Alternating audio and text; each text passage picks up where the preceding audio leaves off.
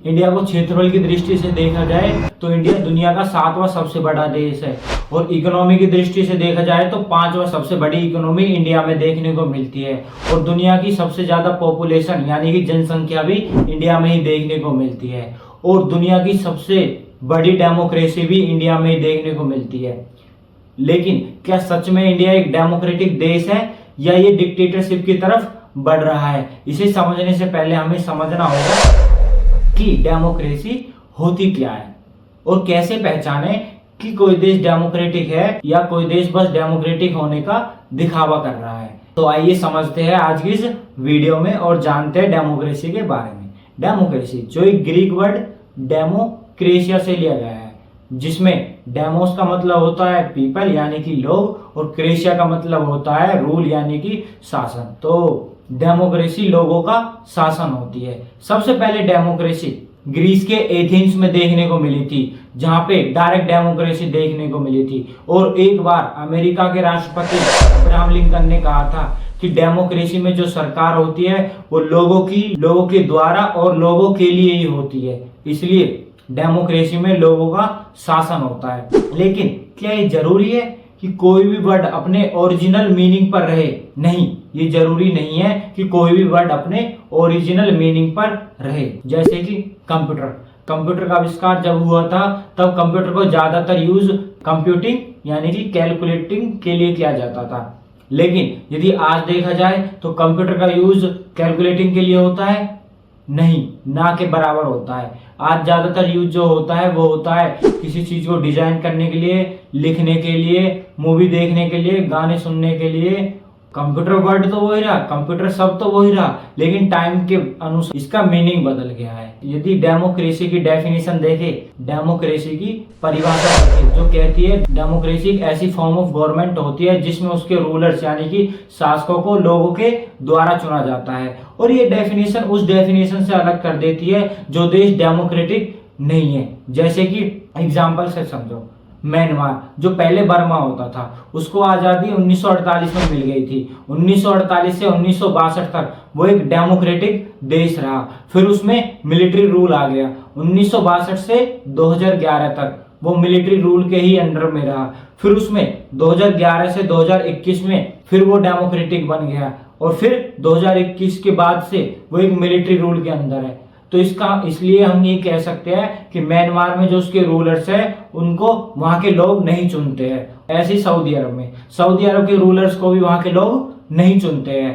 Democracy की परिभाषा हमें ज्यादा कुछ नहीं बताती है, ये बस ये बताती है कि democracy is rule of people यानी कि लोगों का शासन है। लेकिन यदि मैं इसे ऐसे बोलूं जिस देश में इलेक्शन होता है वहां पे डेमोक्रेसी है, तो ये कहना बहुत ही मिसलीडिंग होगा। इसलिए हमें डेमोक्रेसी को बहुत ही गहराई से समझना होगा और इसकी एक एक चीज समझ सके कि डेमोक्रेसी है क्या। इसलिए डेमोक्रेसी को समझना बहुत ही ज्यादा जरूरी हो जाता है और डेमोक्रेसी को उसके फीचर्स के बिना समझना पॉसिबल नहीं है। इसलिए हमें डेमोक्रेसी के फीचर्स को भी जानना पड़ेगा, तब जाके हमें डेमोक्रेसी समझ में आएगी। तो अब बात करते हैं फीचर्स की। थोड़ी देर पहले मैंने डेमोक्रेसी की परिभाषा बताई थी जो कहती है कि डेमोक्रेसी एक ऐसी फॉर्म ऑफ गवर्नमेंट होती है जिसमें उसके रूलर्स को वहां के लोग चुनते हैं। तो ये डेफिनेशन, ये परिभाषा अपने साथ कुछ क्वेश्चंस लाती है, जैसे कि रूलर कौन होंगे, लोग कौन होंगे, चुनाव कैसा होगा, क्या रूलर्स जिनको लोगों के द्वारा चुना जाएगा क्या वो अपनी मर्जी से कुछ भी कर सकते हैं। तो ऐसे ही बहुत सारे सवाल लाती है, इसलिए हमें एक एक चीज को समझना पड़ेगा। शुरू करते हैं पाकिस्तान से। मोहम्मद परवेज मुशर्रफ ने 1999 में एक मिलिट्री कूप के साथ मिलकर तब की सरकार, जो कि नवाज शरीफ उस टाइम के पीएम थे, उसको पीएम से हटा दिया और तख्ता पलट कर दिया और खुद को पाकिस्तान का चीफ एग्जीक्यूटिव घोषित कर दिया। और उसका इससे भी मन नहीं भरा, उसने फिर अपने आप को वहां का प्रेसिडेंट घोषित कर दिया। और प्रेसिडेंट बनने के बाद 2002 में उसने एक ऑर्डर पास किया जिसको लीगल फ्रेमवर्क ऑर्डर कहते हैं। उसमें उसने प्रेसिडेंट को पावर दे दी कि वो नेशनल और प्रोविजनल की असेंबलीज को डिसमिस कर सकता है।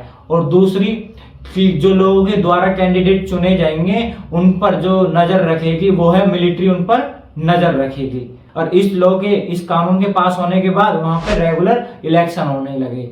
लेकिन जो वहाँ की फाइनल डिसीजन मेकिंग पावर थी वो मोहम्मद परवेज मुशर्रफ और मिलिट्री के पास रही। इसका मतलब जो लोग चुने गए उनके पास फाइनल डिसीजन पावर नहीं थी।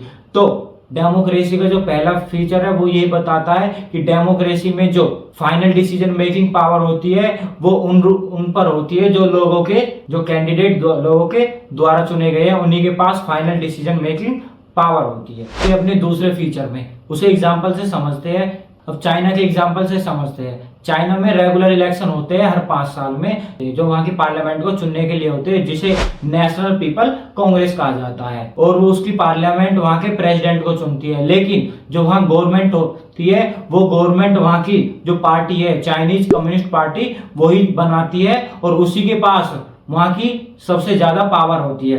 क्या इसको हम डेमोक्रेसी कह सकते हैं? नहीं, ये डेमोक्रेसी नहीं है। और सुनो, मैक्सिको जो 1930 में आजाद हो गया था और आज तक वो किसी डिक्टेटरशिप या मिलिट्री रूल में नहीं गया। उसमें हर 6 साल में इलेक्शन होते हैं। उसके बावजूद वहां 1930 से 2000 तक एक ही पार्टी जीतती रही। इसके बावजूद कि वहां मल्टी पार्टी सिस्टम है, यानी कि वहां एक से ज्यादा पार्टी देखने को मिलती है जो चाइना में देखने को नहीं मिलती है। उसके बावजूद वहां जो पार्टी जीतती रही है वो है PRI, यानी कि इंस्टीट्यूशनल रिवॉल्यूशनरी पार्टी। वो अपनी डर्टी पॉलिटिक्स के लिए काफी मशहूर है। अलग अलग ट्रिक्स लगाकर अपनी पार्टी को जिता देती है। जैसे कि वो जब रूल में थी वो क्या कर देती थी कि जितने भी सारे गवर्नमेंट ऑफिस है उनको वहां की पार्टी मीटिंग अटेंड करनी जरूरी होती थी। और स्कूलों में पेरेंट्स मीटिंग में सारे पेरेंट्स को ये बताया जाता था टीचर्स के द्वारा कि जो वो वोट देंगे वो PRI को ही देनी है। और जो वहां की मीडिया थी अपोजिशन की एक्टिविटीज को इग्नोर करती थी और उनको हमेशा क्रिटिसाइज करती रहती थी। और वो सरकार और PRI एंड टाइम पे पोलिंग बूथ बदल देती थी, जिससे वहां के लोगों को वोट देने में प्रॉब्लम होती थी। और PRI अपने कैंप पे अपने कैंडिडेट के ऊपर बहुत सारा पैसा खर्च करती थी। तो हम डेमोक्रेसी कह सकते हैं। चाइना और मैक्सिको के एग्जाम्पल से हम समझ सकते हैं अपने फीचर को, जो ये कहता है कि डेमोक्रेसी में फ्री एंड फेयर इलेक्शन होने चाहिए, जिसमें जो रूलिंग पार्टी हो उसके भी फेयर चांस हो हारने के भी। तो ये हमारा दूसरा फीचर है। अब चलते अपने तीसरे फीचर की, सऊदी अरब, जिसमें महिलाओं को 2015 तक वोट देने का भी अधिकार नहीं था। और इस्टोनिया, जहां पे जो रशिया के लोग होते थे उन्हें वहां वोट का अधिकार मिलना बहुत ही मुश्किल हो जाता था। और फिजी में क्या है कि फिजी में जो वहाँ के इंडिजिनियस लोग थे, यानी कि जो वहाँ के मूल निवासी थे, उनको तो उनकी जो वोट की वैल्यू थी वो तो ज्यादा थी, लेकिन जो वहाँ के इंडिजिनियस लोग नहीं थे, मूल निवासी नहीं थे, उनकी वोट की वैल्यू कम थी। ये तीनों एग्जाम्पल जो चीज नहीं बताते वो है कि डेमोक्रेसी में पॉलिटिकल इक्वालिटी होनी बहुत ही जरूरी है, कि हर व्यक्ति की एक वोट हो और एक वोट की वैल्यू एक ही हो, ना उससे कम हो ना उससे ज्यादा हो, जो हमारा एक तीसरा फीचर है। अब तक हमने अपने 3 फीचर्स को देख लिया है। पहला फीचर जो बताता है जो फाइनल डिसीजन मेकिंग पावर है उन्हीं लोगों के पास होनी चाहिए जो लोगों ने चुने हैं। दूसरा फीचर जो कहता है कि डेमोक्रेसी में फ्री एंड फेयर इलेक्शन होने चाहिए, ताकि जो वहां की रूलिंग पार्टी है उसके भी हारने के पूरे चांस हो सके। और तीसरा फीचर बताता है हमें कि हर व्यक्ति की एक वोट होनी चाहिए और एक वोट की वैल्यू एक होनी चाहिए। अब समझते हैं अपने चौथे फीचर के बारे में एग्जाम्पल के साथ। तो एग्जाम्पल के लिए मैं जिम्बाब्वे का एग्जाम्पल लेता हूँ, जो 1980 में इंडिपेंडेंट हो गया था। वहां की एक फेमस पार्टी जो है ZANU-PF, यानी कि Zimbabwe African national union patriotic front, जो 1980 से लेके 2017 तक जीतते गई। फेमस लीडर था रॉबर्ट गैब्रियल मुगाबे, जो 1980 से 2017 तक जीतता रहा। और वो लोगों के बीच इतना ज्यादा फेमस था कि बार बार संविधान को बदल देता, उसमें प्रेसिडेंट की पावर को हर बार बढ़ा देता, ताकि जिससे जो प्रेसिडेंट है वो लोगों के लिए बहुत ही कम अकाउंटेबल हो। अलग अलग ट्रिक्स लगाकर वो हर बार लोगों के साथ अनफेयर प्रैक्टिस करता, जिसमें वो अपोजिशन पार्टी के वर्कर्स के साथ और उनकी मीटिंग को भी डिस्टर्ब करता। जब भी वहां के लोग प्रदर्शन करते उसको इलीगल ठहरा देता। और प्रेसिडेंट की पावर को इतना बढ़ा दिया था ताकि वहां के लोग यदि उसके खिलाफ कुछ भी बोलेंगे तो वो सब इलीगल ठहरा दिया जाएगा। और वो जो वहां के जर्नलिस्ट थे उनको भी हैरेस करता रहता। और वहां के जजेस कि जजमेंट को भी नहीं मानता और जजेस पर इतना प्रेशर डाल देता उनकी जजमेंट को बदलने के लिए। क्या इसको हम डेमोक्रेसी कह सकते हैं? बिल्कुल नहीं। जिम्बाब्वे का उदाहरण हमें समझाता है कि रूलर की पॉपुलैरिटी होनी जरूरी है लेकिन सफिशिएंट नहीं है, क्योंकि कोई भी पॉपुलर गवर्नमेंट अनडेमोक्रेटिक भी हो सकती है और कोई भी पॉपुलर लीडर ऑटोक्रेटिक भी हो सकता है। डेमोक्रेसी के लिए इलेक्शन जरूरी है, लेकिन ये भी जरूरी है कि इलेक्शन से पहले और इलेक्शन के बाद क्या हो रहा है। क्या इलेक्शन से पहले अपोजिशन के साथ कोई अनफेयर चीजें तो नहीं हो रही है, और जो सरकार है उसको सिटीजन उसके लोगों की जो बेसिक राइट होते हैं उनकी रिस्पेक्ट करनी होती है कि वो सरकार के बारे में फ्रीली कुछ भी सोच सकते हैं और उनको ये अधिकार होगा कि वो अपनी एसोसिएशन यानी कि समूह बना सकते हैं और सरकार के खिलाफ प्रोटेस्ट भी कर सकते हैं। और इन सब चीजों को प्रोटेक्ट करने की जिम्मेदारी वहां की जुडिशरी की होती है। और इलेक्शन के बाद कोई भी सरकार अपनी मनमर्जी कुछ नहीं कर सकती सिर्फ इसलिए क्योंकि उसने इलेक्शन जीता है। तो डेमोक्रेसी का चौथा फीचर हमें यही बताता है कि सरकार को संविधान के दायरे में रह के ही काम करना पड़ेगा।